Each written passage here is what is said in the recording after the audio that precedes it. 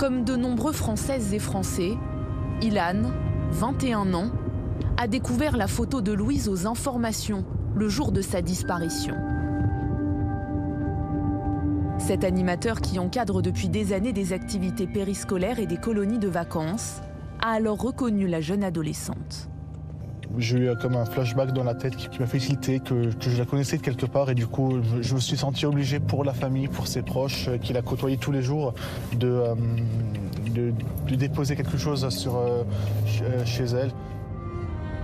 Il raconte avoir été son animateur lors d'une colonie de vacances il y a plusieurs années. Même si le souvenir est lointain, depuis la découverte du corps de la collégienne, il est bouleversé.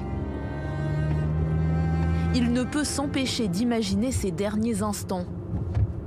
Il a donc décidé de faire la route depuis Strasbourg, à 500 km de là, après avoir vu un médecin. Depuis que je suis allé voir quelqu'un pour parler, il me dit que ça serait bien de souffler un peu pour vous enlever un peu tout ça de la tête. Et je me suis dit, quitte à aller marcher, aller souffler, ben, je vais aller souffler, mais à ma façon. Donc j'ai pris la voiture et je me suis dit, j'y vais. Et voilà.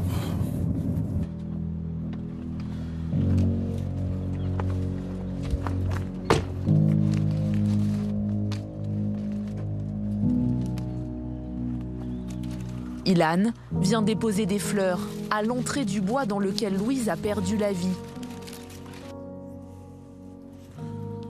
ainsi qu'un objet auquel il tient beaucoup.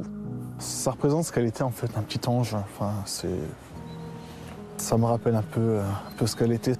Elle était souriante, elle était discrète mais souriante en fait. Elle était aimable, elle était fantastique. J'ai juste envie de dire ça en fait. C'est normal enfin de soutenir dans des moments comme ça, d'être tout cœur avec la famille. J'espère que ça fait chaud au cœur aux parents, que ça peut un peu les aider dans cette tragédie, dans cet acte sans mots en fait. C'est un ange parti trop tôt en fait. Le meurtre sauvage de Louise, 11 ans, qui rentrait simplement chez elle après sa journée de classe, comme plus de 3 millions de collégiens en France, a provoqué un choc. Comment expliquer ce déchaînement de violence dans ce quartier tranquille de l'Essonne? Pourquoi ce voisin de 23 ans l'a-t-il suivi et s'en est pris à elle? Avait-il prémédité son acte ce sinistre vendredi 7 février?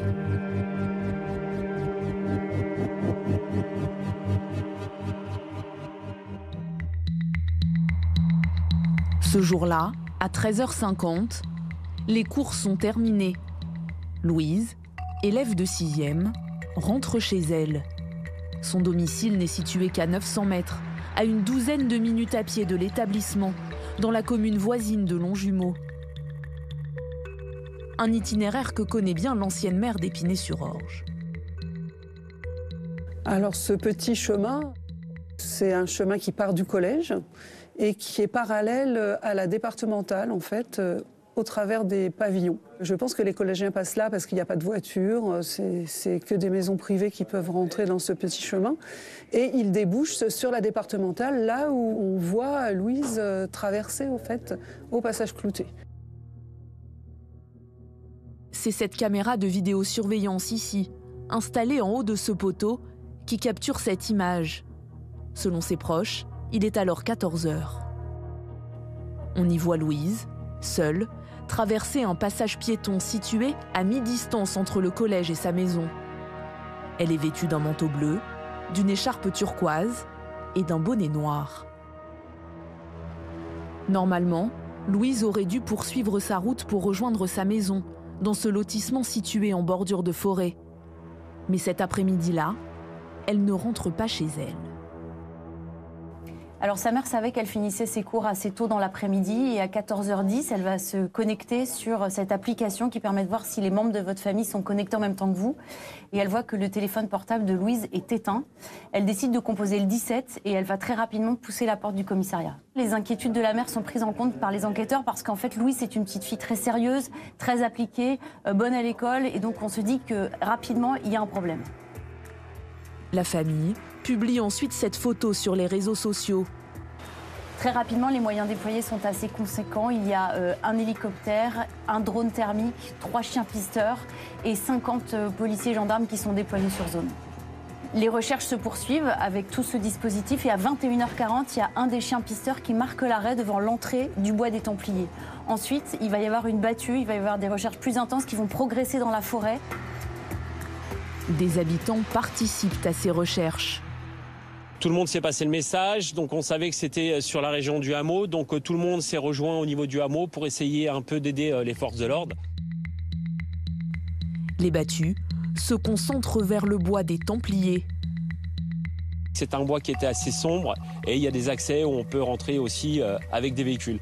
Donc c'est un peu compliqué à rechercher une aiguille dans une botte de foin, mais c'est une forêt qui est quand même empruntée, on va dire l'été, l'hiver. En général, les femmes s'introduisent pas trop pour faire le footing parce que c'est vrai que c'est pas trop sécurisant d'être dans un bois qui est assez sombre. À 1h50 du matin, le corps sans vie de Louise est retrouvé par les policiers. Dès le samedi après-midi, une autopsie est pratiquée à Corbeil-Essonnes. À l'issue de l'autopsie, réalisée le 8 février après-midi, les médecins légistes excluaient la commission de violences sexuelles, relevaient la présence sur le corps de la victime de très nombreuses plaies commises avec un objet tranchant dans plusieurs zones vitales. Ces très nombreuses plaies révélaient l'extrême violence des coups portés. À côté de la collégienne, à même le sol, son téléphone portable. Un premier élément sur lequel les enquêteurs peuvent s'appuyer. Un travail minutieux commence alors pour retrouver le ou les coupables. Des ratissages sont effectués dans le bois des Templiers, situé à proximité immédiate de la maison de Louise. Les données des opérateurs téléphoniques sont épluchées.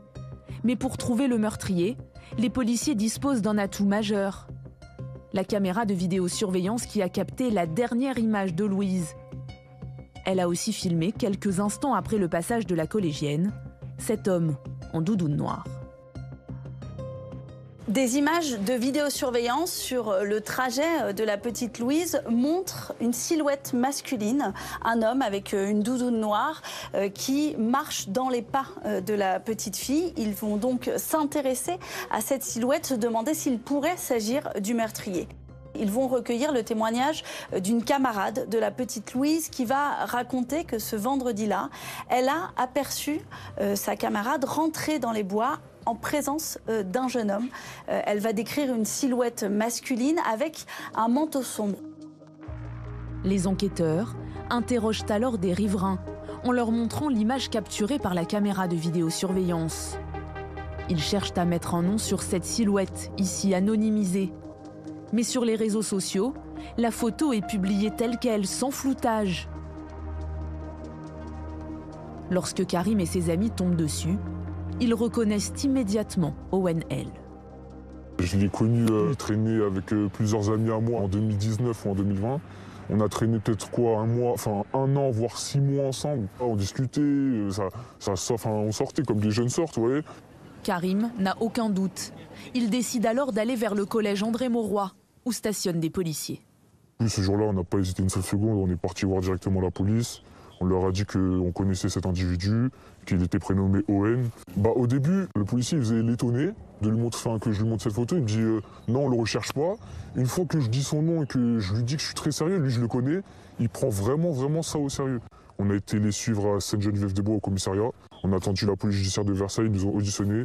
Karim et ses amis répondent aux questions des enquêteurs qui vont particulièrement s'intéresser au profil d'Owen L. Ils vont vouloir l'interroger. Les policiers vont donc aller l'entendre une première fois au domicile familial. Il vit notamment avec sa mère. Ils vont lui poser des questions puis repartir. Quelques heures après la visite des policiers, notre équipe a pu échanger avec la mère du jeune homme. La mère, elle nous a raconté que quand les policiers sont venus le voir pour la première fois, elle leur a assuré qu'elle ne reconnaissait pas du tout son fils sur la photo extraite de la vidéosurveillance. Et elle nous a dit que c'est aussi ce qu'avait dit son fils au policier, que lui ne se reconnaissait pas du tout et qu'il a même ajouté qu'à ces heures-là, aux heures de la vidéosurveillance, il n'était de toute façon pas sorti. À 23 ans, le jeune adulte habite toujours chez ses parents, un couple de cadres aisés. Il est inscrit en BTS informatique, mais il y a 2 ans, il avait amorcé une carrière de paysagiste et contacté l'entreprise de cette femme pour obtenir un stage. Il nous expliquait qu'il envisageait de commencer en septembre une formation à l'école Tecoma dans les espaces verts justement. Donc il voulait certainement voir ce qu'était le métier. En mai 2022, elle décide de le prendre dans son équipe. Elle se souvient d'un jeune homme effacé. Comment il était, introverti, pas super appliqué ni impliqué dans les travaux qu'on avait à faire. Un peu d'absence avec arrêt maladie parce qu'il s'était blessé au foot. Il avait une égratignure sur le genou. Et voilà, le petit stagiaire qui n'a pas trop envie de bosser, en jogging, qui ramasse les branches une à une. Owen L. fera en tout 2 stages de 3 semaines au sein de cette entreprise. À chaque fois, le jeune homme multiplie les SMS expliquant ne pas pouvoir venir travailler. Bonjour, je ne vais pas pouvoir venir aujourd'hui, je me suis réveillé avec des vertiges, j'ai un bouchon d'oreille qui me donne envie de vomir. Bonjour, je me suis levé plusieurs fois avec des douleurs au dos et au cou cette nuit. Bonsoir, c'est Owen, j'ai très mal au genou depuis que je suis rentré chez moi, la douleur s'est aggravée, je ne pourrai pas venir demain. Lorsque nous l'interrogeons, la paysagiste paraît stupéfaite à l'idée que son ancien stagiaire puisse être lié au meurtre barbare de Louise. C'est effrayant de se dire qu'on était avec lui. C'était un gars comme tout le monde. Parmi tous les stagiaires qu'on a eus, c'était vraiment pas le plus étrange. Et c'est un peu flippant de se dire qu'on côtoie des gens comme ça. Ramzi Sayag a lui aussi du mal à réaliser qu'il a croisé la route d'un suspect dans une affaire de meurtre. Personne ne peut s'imaginer qu'une personne proche de vous ait commis un meurtre. Cet étudiant de 19 ans a joué au foot avec Owen L. pendant un peu plus de 2 ans. La dernière fois qu'il l'a vu, c'était au stade de Longjumeau, à l'été 2023. Il se souvient d'un jeune homme étrange, au comportement plutôt changeant. C'est paradoxal parce qu'en fait, il était à la fois calme et introverti, il parlait pas trop, etc. Mais c'est aussi quelqu'un de très, très violent, très nerveux, colérique. Et donc du coup, ce qui fait que lorsqu'on faisait des matchs, il pouvait être très sympa avec des personnes, pas trop parler, être dans son coin, faire son match de foot. Et par exemple, du coup, avec moi, comme j'ai un tempérament, on va dire, un peu plus dans le jeu, un peu plus poussé, et ça arrivait plusieurs fois qu'on était entré en conflit. Sur le terrain, les 2 joueurs entretiennent une sorte de rivalité. Ils se défient, se moquent l'un de l'autre, à tel point qu'à plusieurs reprises, la situation dégénère. Une fois, par exemple, lors d'un match, je me suis amusé à lui dire alors qu'est-ce qui arrive, tu stresses, t'arrives pas à dribbler, t'es nul, etc. Et du coup, c'est vrai que lui, il a plus mal le prendre. Et donc, du coup, en fait, ça a commencé à monter dans la tension. Owen L. a du mal à contenir sa colère. Lors d'un autre match, il s'en prend plus sérieusement à un joueur, en l'intimidant. Il avait littéralement proféré des menaces, quoi. Il disait qu'il pouvait sortir une arme blanche, qu'il allait lui faire la peau, etc. Owen L. se vante d'avoir toujours dans sa poche un petit couteau pour se défendre, dit-il, en cas d'agression ou de raquette. En fait, je me dis peut-être qu'une fois, je me suis embrouillé 4-5 fois avec lui, mais qu'il me dit qu'à la 6e, ça aurait pas été celle de trop pour moi. Il a pu tout simplement prendre son couteau et mettre un coup, quoi. C'est assez choquant un peu quand même. Plusieurs anciens amis disent n'avoir plus aucun contact avec Owen L. depuis de nombreuses années. Mais ils affirment avoir entendu parler du jeune homme à plusieurs reprises. J'ai eu des échos. Sa petite sœur aurait déjà porté plainte contre lui parce qu'il était violent. Même sa sœur, elle me l'a déjà dit à moi personnellement que son frère était violent. Ça faisait un peu le tour de la ville il y a à peu près 2 ans, comme quoi il frappait sa sœur. À un moment, ses parents ils l'ont viré de chez lui, si je ne me trompe pas. La sœur d'Owen L. a effectivement déposé une main courante contre son frère. Ce portrait, celui d'un jeune homme taciturne et parfois violent, interroge alors les enquêteurs. Ils découvrent qu'Owen L. a déjà été condamné à 2 reprises pour vol et tentative de vol. Leurs investigations vont aussi leur apprendre qu'Owen L. a tenté de racketter une adolescente 3 jours avant la disparition de Louise. Lundi soir, vers 20h, les policiers reviennent alors au domicile des parents d'Owen L. Sur ces vidéos amateurs, on les voit fouiller cette voiture blanche garée devant leur maison. Cette fois, ils placent le suspect en garde à vue. Ils vont l'interroger et en fait, après quelques heures, ils vont décider qu'il est urgent d'entendre également son entourage. Et donc, en pleine nuit, ce qui est assez rare, ils vont aller chercher sa mère, son père et sa petite amie. Il est entre 1h et 2h du matin lorsqu'ils interpellent ces 3 autres personnes et qu'ils les placent également en garde à vue. 4 personnes auditionnées. Owen L. devient le principal suspect dans la mort de Louise. Une surprise totale pour ses voisins. Il y a eu des allers-retours dans la maison de notre voisin. Il y avait beaucoup de gens avec une carte dans le dos, police. On attendait voir notre voisin pour lui demander qu'est-ce qui se passait. Et vous l'avez revu ce matin? Non.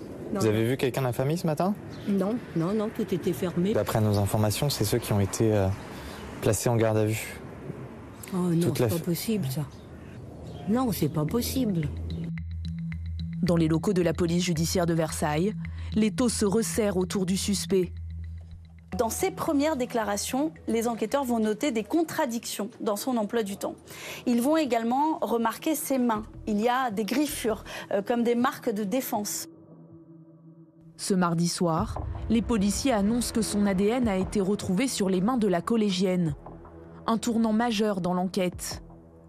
Gilles est propriétaire d'une maison collée à celle de la famille d'Owen L. Lorsqu'il rentre chez lui ce jour-là, il apprend par les journalistes les dernières informations concernant son jeune voisin.